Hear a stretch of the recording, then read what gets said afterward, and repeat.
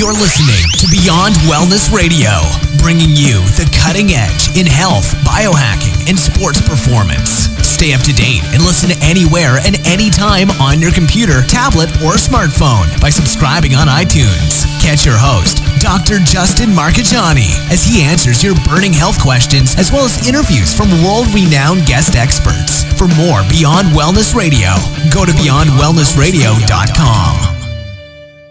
Hey there, it's Dr. Justin Marchegiani. Welcome to Beyond Wellness Radio.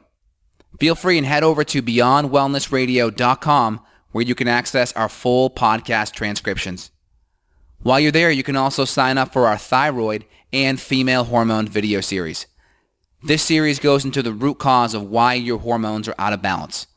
While you're there, you can also schedule a functional medicine consult with Dr. Justin, myself, where we'll dig deeper into the root cause of your health challenges.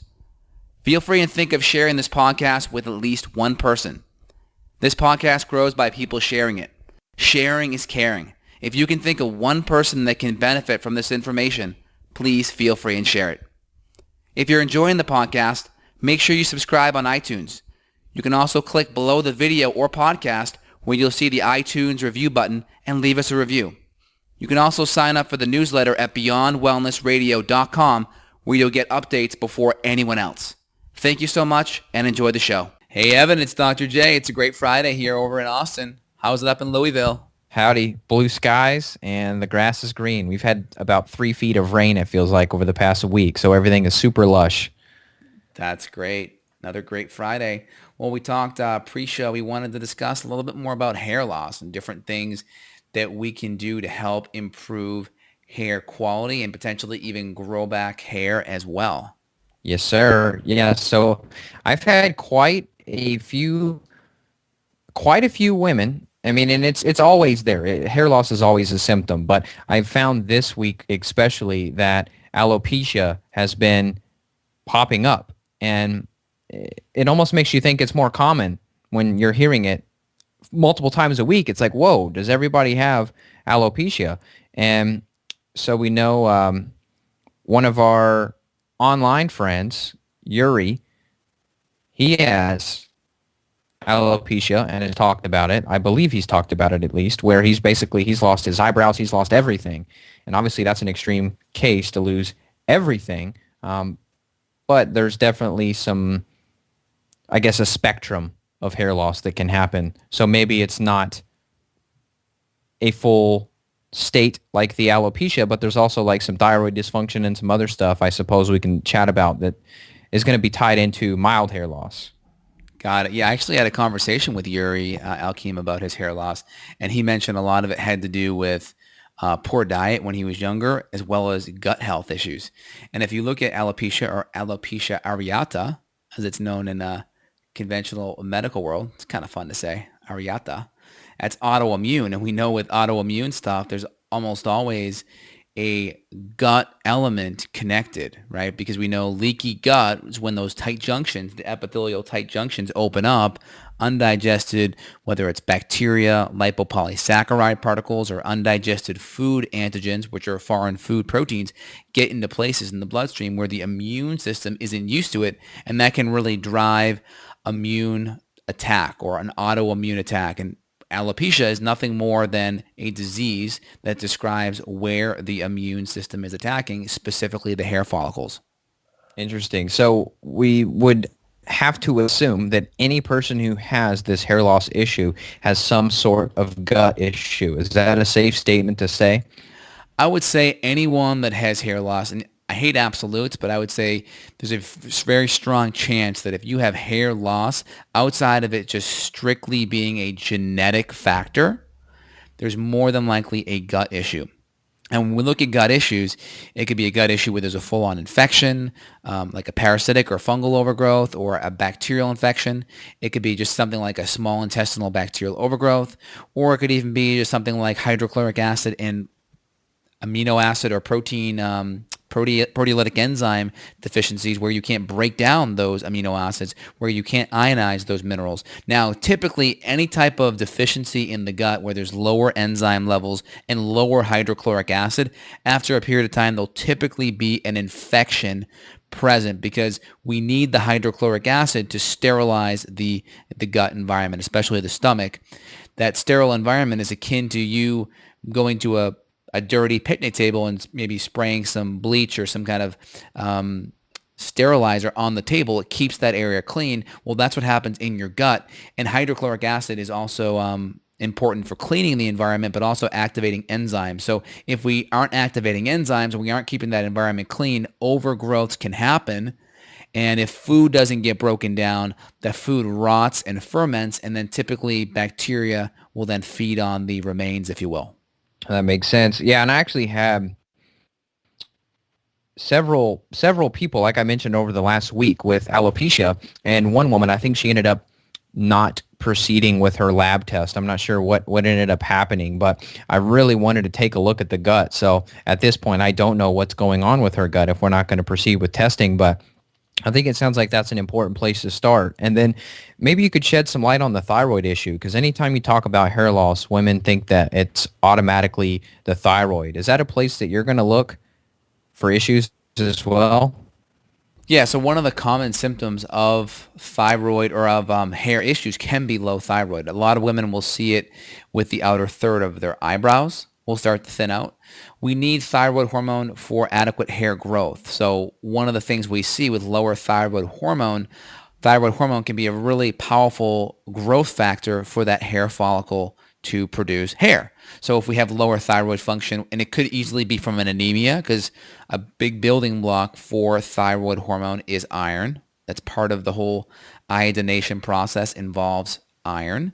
So if you're a female that's vegetarian or has a gut issue, low stomach acid, which typically also means low enzymes and malabsorption, and or you're a vegan vegetarian, you're really set up for a world of hurt, having a higher risk factor for thyroid issues, because we need that iron to make healthy thyroid hormone.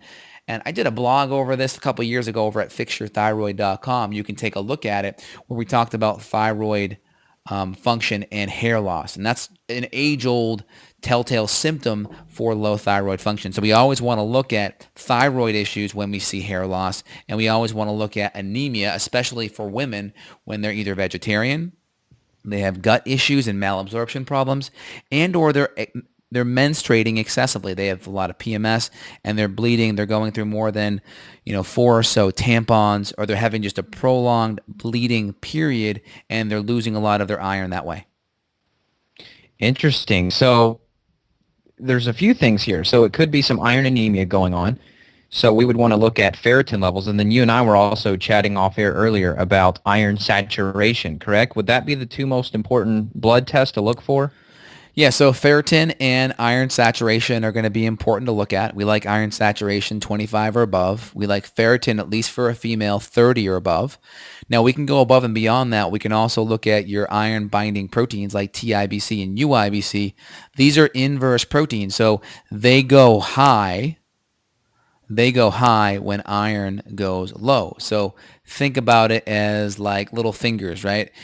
The more you need the iron, the more fingers are going to be out there to try to grab and pull that iron into where it needs to go. So binding proteins go up when iron goes low. So it's kind of an inverse thing. It's kind of like TSH, right?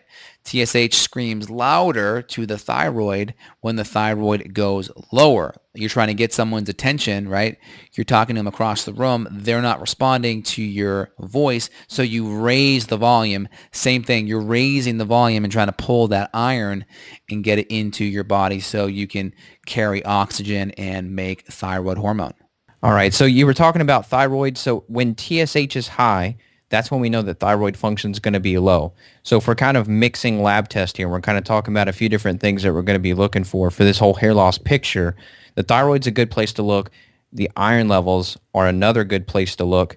And then what about the adrenals? Because typically we're going to see some adrenal issues happening that could be tied into thyroid issues, correct? Yeah, it's very possible. I mean, stress hormone will do a lot of different things to our body, right? So stress hormone will typically catabolize tissue and amino acids, right? So we'll catabolize amino acids that could be used to make muscle or neurotransmitters, and amino acids can also go and make hair. So it's very possible the more you are in a stressed out state, the more the adrenals are hyper responding or being whipped like a tired horse, you could potentially catabolize those building blocks that could go and make quality hair. That's why many people have had experiences of extreme stress in their lives, like, really punctuated stress, like someone dies or, something really catastrophic happens and they start losing hair. So it's very possible that extreme stress and higher secretions of cortisol can really drive that hair loss. And also we know we need cortisol, healthy levels of it for thyroid conversion. So if we're not activating our thyroid hormone because now our cortisol is in the dump, we can also have it because of chronic cortisol imbalances that are driving low thyroid activation or low thyroid conversion. Yeah, that makes perfect sense. So now the first place that people like to jump is supplementation. There's who knows how many millions of products out there that are designed or marketed for women, especially for hair, skin, and nails. Is that something that we would want to do right out of the gate? Or obviously it sounds like the better alternative is we need to kind of look for these other deeper underlying causes first, and then maybe the supplements are going to be kind of phase 2 or phase 3 in terms of treatment. Yeah, absolutely. So obviously the diet stuff's really important. We kind of echo this stuff. Supplements are meant to supplement a good diet and lifestyle. So we're making sure we have an anti-inflammatory diet because inflammation will drive cortisol because cortisol is our body's natural anti-inflammatory. So cutting out the grains and a lot of the food allergens. Plus we know that alopecia areata is going to be autoimmune. And we know gluten, how important gluten is at being an autoimmune part of the autoimmune mechanism, being an autoimmune stimulator. We know it can open up those tight junctions. We know it can drive inflammation. It also can be very high in sugar, right? A lot of the carbs, gluten, and a lot of refined sugar can drive your insulin levels up. And high blood sugar can also feed fungus. And a lot of people will have like cradle cap or AKA dandruff, or they'll say, call it seborrheic dermatitis. A lot of times this is driven by fungus.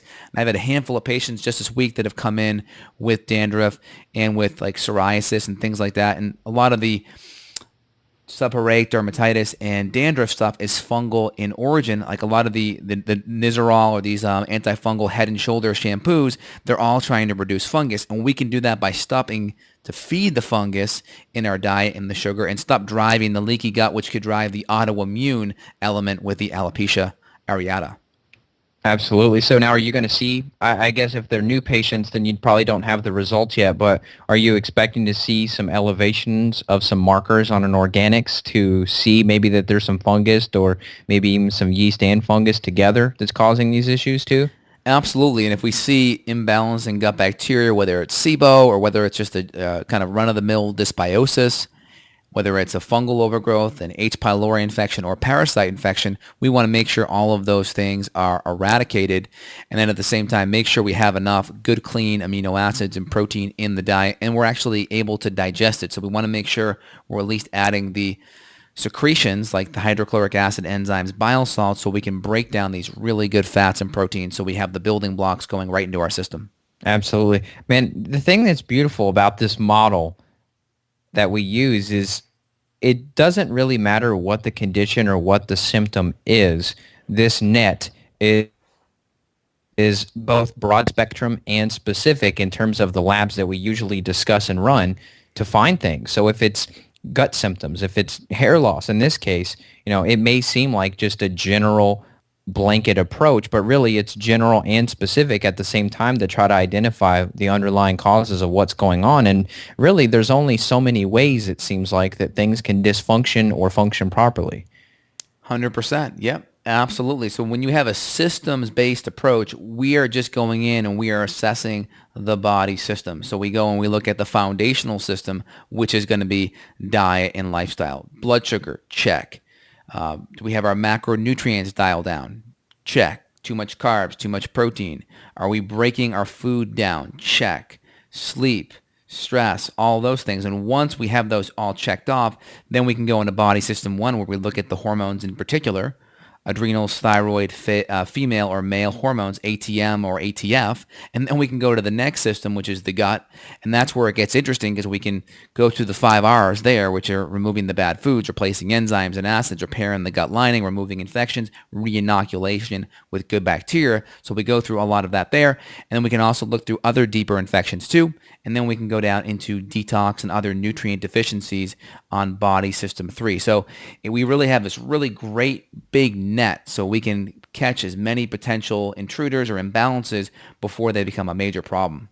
Definitely. And that's the goal about this whole functional medicine approach that we're using, which some people say, like you said, some people say they're doing functional medicine, but it's different or it's not quite this type of approach. This method is simple enough, but it's effective enough too. So people, when they're looking on the internet, say for hair loss supplements, you could probably get locked into some multi-level marketing scheme product or something similar where it's really just a lot of hype and marketing, but it doesn't really have any solid foundation and science behind it. And so people get frustrated and they go and they drop their money into these products and they don't really move the needle. So maybe we can talk about some of the ethical or the intelligent ways that you could supplement if you really were trying to support, optimal hair, skin, nails, hair growth, etc. Absolutely. So off the bat, I skip one thing. We also know that blood sugar swings and adrenal stress will encourage more reverse T3, which are like the metabolic blanks in our gun cartridge, so to speak, in our magazine. Because when you pull a trigger on the gun, right, a bullet comes out, right, you actually have an effect. Well, metabolically, reverse T3 is supposed to bind to the receptor sites, right, where T3 would go. But the problem, reverse T3 is like putting a blank in that gun. So you get the sound, but you don't get the effect, right? You get the hormone in the receptor site, but you don't get the increase in metabolic activity that typical T3 thyroid hormone will produce. So that can cause less thyroid hormone via the reverse T3 mechanism. And we know that blood sugar issues will drive that too. We know overall stress will drive that as well. So that's one other mechanism I wanted to add. That's great. Now, so you're saying here that if we are looking at a blood panel, that reverse T3, if that's elevated, and maybe you can shout out some of the more appropriate ranges, that is going to be an issue. Yeah, typically we like it below 24 or 23. Typically in the mid-teens is okay. We actually would look at like a reverse T3 to free T3 ratio or a total T3 to T3 ratio. I'm pretty sure my free T3 to reverse T3 ratio is around 10 to 14 is optimal. I'll pull up my my little reference range here right now, and I'll confirm that while we're live. But that's the general gist. Yeah, total T3 to reverse T3 ratio is 10 to 14. Free T3 to reverse T3 ratio is 20 to 30. So that's the ideal range there. And you can just Google those ratios online. There's a couple of good sites that will provide an actual kind of algorithm where you can plug in the T3, plug in the reverse T3, set their standard deviation, whether it's nanograms per DL or micrograms per DL, and it'll give you that number. So total T3 to reverse T3 is 10 to 14, and then free T3 to reverse T3 is 20 to 30.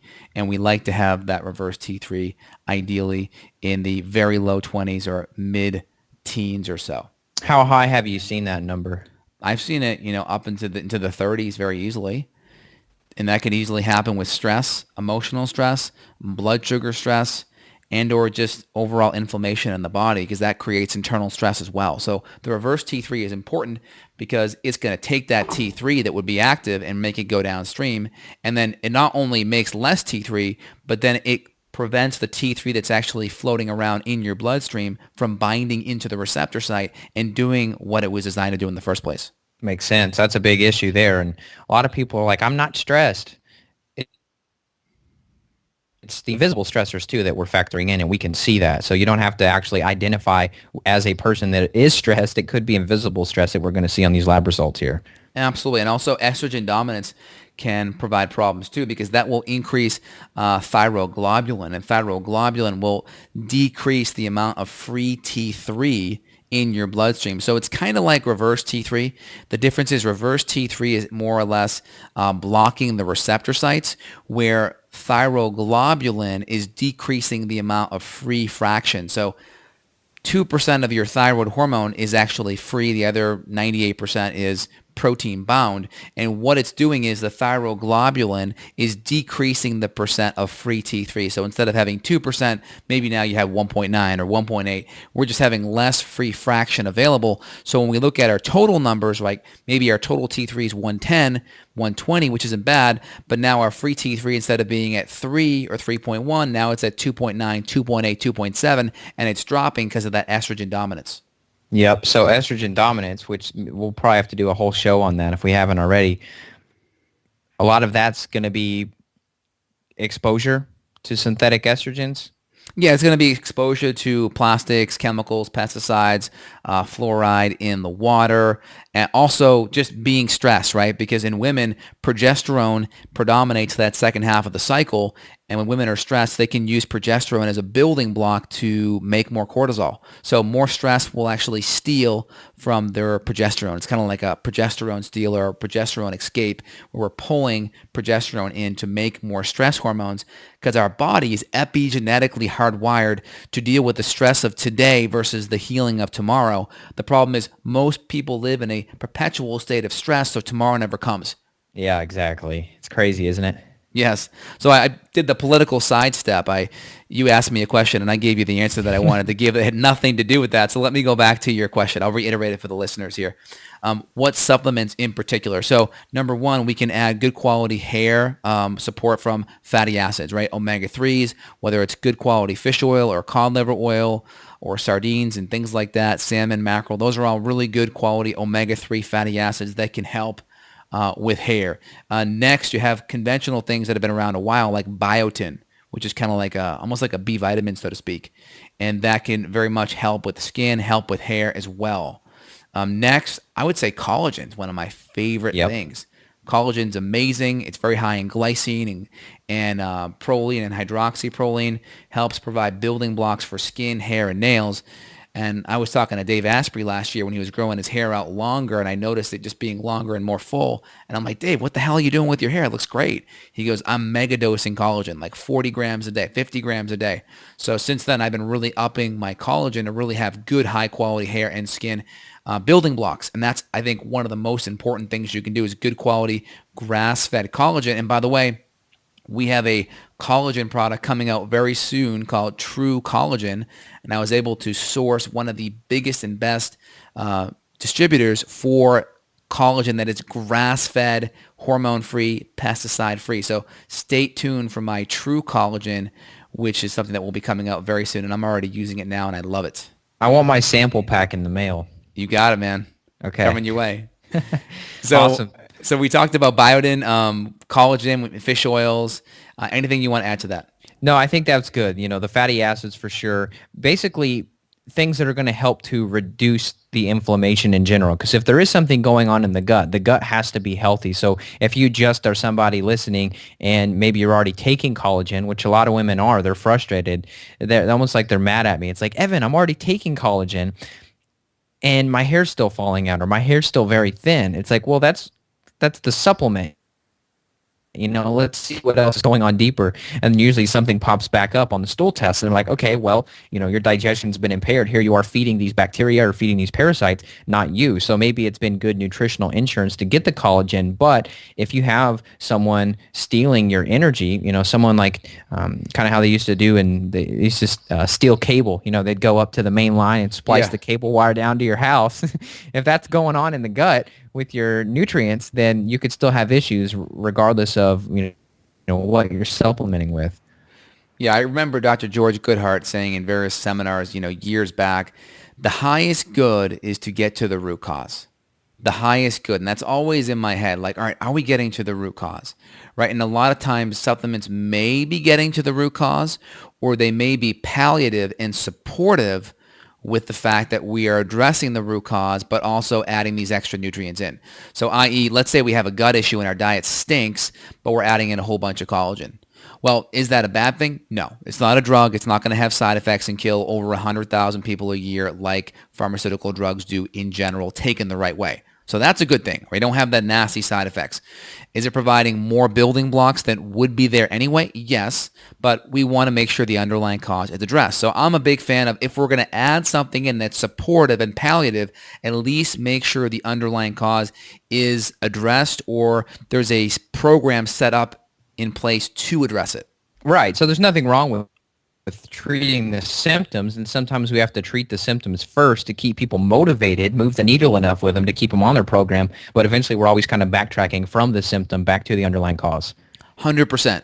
And like, there's another element here I didn't talk about, which was DHT, which is dihydrotestosterone. So if we look at kind of the breakdown or the formation of testosterone, it goes from DHEA to testosterone, or I should say androstenedione, then to testosterone, and then to DHT. So in each downward cycle, the hormonal molecule gets more potent, more strong. So DHEA is weaker than andro's weaker than testosterone's weaker than DHT. So essentially, said in a different way, DHT is the strongest and most powerful out of all of them. And DHT is shown to potentially starve out blood flow to some of the hair follicles. So that's important. So if we run a profile, we can look at women with elevations, like PCOS can drive elevations in androgens, and we can use things like GLA fatty acids like evening primrose oil or black currant seed oil to help with reducing that DHT. It's a 5-alpha reductase inhibitor. In men, we can also use, I think women too, this would work, but we can do zinc and selenium, which happen to be great for the thyroid. Go figure. And in men, we'll do it a lot. We'll use saw palmetto and or pumpkin seed extract as a natural 5-alpha reductase inhibitors. And, you know, a lot of the medications, right, like the names are fleeting me. I can think of all the commercials from the 90s, the Rogaine and a lot of those types. I forget the actual trade name of it. Propecia. That's what it is. Those are typically 5-alpha reductase inhibitors as well at a pharmaceutical level, but we can do it naturally too. They won't have all the side effects. So my big 5-alpha reductase inhibitors for females, a really easy one is going to be the nutrients, selenium and zinc, and then why not add in the GLA fatty acids like the evening primrose or the black currant. Men can do that as well, and they can also go the extra mile and add in some pumpkin seed or saw palmetto along with that. Beautiful. Awesome. I'm glad you got there, because I've had that in my radar, you know, the DHT, and I was thinking about, you know, men that have used steroids and they have that increased conversion of hormones there, so they're more likely to go bald, and I'm glad that you're able to pull that out and digest it for us. Absolutely. So if we kind of break everything down, we talked about the supplements. Those are great. Really, really important things. We talked about the hormones. We talked about how the adrenals affect it, right? Cortisol high or cortisol low will affect the thyroid. So if the thyroid's affected by the adrenals, that's going to cause the problem. If the thyroid's affected by autoimmunity, right, we're attacking the thyroid gland because of gluten, that can reduce thyroid hormone. That can cause a problem. Too much iodine with the thyroid issue can drive hair loss. I've seen people do excessive iodine with an autoimmune mechanism in the background, massive hair loss. Wow. Massive. So we have the thyroid piece. We have the nutrients that can exacerbate autoimmunity. Gluten, potentially iodine if there's already an autoimmune mechanism and process. The leaky gut. Poor nutrients in the diet regarding fats and proteins. Not digesting these things, these compounds well. Infections can drive a lot of these things. I've heard Yuri talk about it with the gut and the infections causing his alopecia areata. So all of these different mechanisms. We have individual things that affect the thyroid. We have individual things that affect the adrenals and thyroid together. We have nutrients that play a factor. And then we have different hormonal things like the DHT and the progesterone as well. Great summary there. Anything else you want to break down there? Honestly, I think that was great. I think it would just be me doing a broken record pitch there. So I think you did great. You know, the takeaway from this is kind of a complex situation. So it may sound just easy on the surface. You know, you go to Walgreens, you see a hair supplement, I'm going to try it, my hair's going to grow back. Maybe not. So if you do have this issue, you know, it would be important to reach out to Justin or myself. You know, let us look for you and see what's there. At least rule things in and rule things out. And if, you know, you run a test and Justin says, oh, look, you're free and clear, then well, that's good, but we still need to try to figure out what's going on. But you never know if you don't test. If you haven't tested, you've guessed. So keep that in mind. anytime you're going to go invest your money into a supplement, you may need to invest into the clinical data that's really going to find out why this is causing it before you can actually work on fixing it. Absolutely. So let's kind of back up here. All right. So I'm a male or female that's dealing with hair loss. Kind of what's the action tree here? All right. Yeah. So go ahead. Well, no, you go ahead. What you got? Okay. So you're a man, right? Figure out, does hair loss fall in your family? Is this a male pattern baldness thing? Well, number one, we got to first realize that a lot of how we deal with stress and how we, eat, sleep, and drink typically is passed down through our family. So is this purely a genetic thing, or is this, hey, I'm just following the footsteps that my parents did, and therefore I'm going to have the same genetic predispositions because I'm eating crap and taking care of myself in a very poor way? So figure out how much of this is in your control and how much isn't. Either way, if it's totally male pattern baldness and you don't have any control, you still want to be doing all the things we mentioned anyway. So don't ever let that be your excuse, because you still get other benefits by doing all these things there, like brain health and performance and muscle and libido and virility and energy. So keep that in mind. If you're a woman, you have a lot of control over this as well. So the first thing we do is diet. Cut out the crappy foods. Grains are going to be the first thing. Get your sugars under control. Next, make sure you're digesting foods and proteins and fats well. If you're having digestive symptoms and things like HCl and enzymes aren't working, well, guess what? Get on those. Now, next, if that's not working, then we have to do some testing. We have to look at the adrenals. We have to look at the thyroid. We have to look at the gut. All right, so that's where you want to reach out to Evan or I and figure out the next steps. But in the meantime, you can go pick up a high-quality collagen. You can try some HCl and enzymes. You can try some of the nutrients we mentioned. But if that's not working, you've already exhausted the low-hanging fruit. So just make sure after that you reach out to a good functional medicine doc to get to the next step. But in the meantime, though, don't let the male pattern baldness, genetic stuff, if you're a man, stop you from taking action. You don't know how much of it can be slowed or how much can go back. And if you're a woman, this is a deeper sign that something underneath is happening. So I hope that helps and empowers everyone listening that's dealing with this problem. Absolutely. Well said. Yeah. So it's the gun. You may have the gun there, and it could be loaded with your genetics and your family, just all of that, your susceptibility to stress, your environment, etc. But you have the ability to not pull that trigger, so don't just, oh, screw it, I'm just going to binge eat on pizza. That may not be the step that's best for you. Sometimes we get frustrated with our health conditions and we just say, screw it, I'm going all in, I'm going to go off the rails. But oftentimes, just pause, take a breath, and then think, okay, what can I actually do that's going to work me towards my goals, not just self-sabotage myself. And that is common for people to hit this point, and they do want to just, it's all over. They get this kind of, what do you call that? Like a black and white approach, I guess. Yeah, absolutely. Absolutely. So we want to make sure we have a multifaceted systems-based approach, right? And we want to have objective testing to quantify it. And even things like temperature testing can be a really good objective kind of test that doesn't require any resources to do it outside of a really good fertility thermometer. So kind of grab those low-hanging fruits, test, right? We want to assess, not guess. So get the assessments to figure out what's going on. And if you guys got to reach out to someone like Evan or I to get more info, we are here at your disposal. Well said. All right, Evan. Hey, it's a great Friday, man. I'm looking forward to heading out on the water today on Lake Austin, probably tomorrow morning, do a little water skiing, get some good cardio in, or I should say it'd probably be more anaerobic with some of those movements that I'm doing. But anything else on your agenda for this weekend you want to share with our crowd? Oh, we're just going to get out and enjoy the sun. We got 4 weeks left till the baby comes, so we're going to be soaking up the blue sky and the sunshine while it's here. And before you know it, we'll have a baby, and who knows, we may be trapped inside and changing diapers all day. So I know, I hear you. Well, make sure you say hi to Hannah for me, and you have a great weekend. I sure will. Take care. Take care. Bye. Bye. Got a question for Dr. J? Go to BeyondWellnessRadio.com and click the questions button. Then tune in to hear the answer. Also, if you like the show, click below to review us on iTunes. For more Beyond Wellness Radio, go to BeyondWellnessRadio.com.